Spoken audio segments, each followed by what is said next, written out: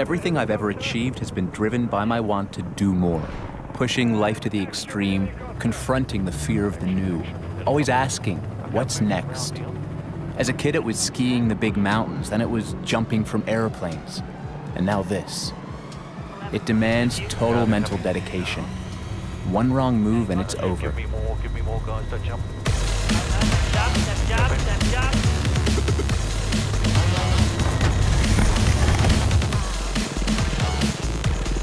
Okay, that's a good clean jump. The guys are getting away very quickly. Wow, they're going that up. Look at that.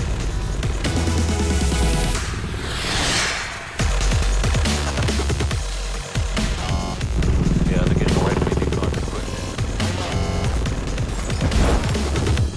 Wow, that's quite a violent opening. Yeah, it's a very violent opening. It's the most life-affirming adrenaline hit I've experienced.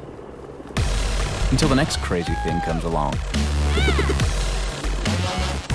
Both jump to the safe, both jump to the safe. I'm JT Holmes, and do more is how I roll.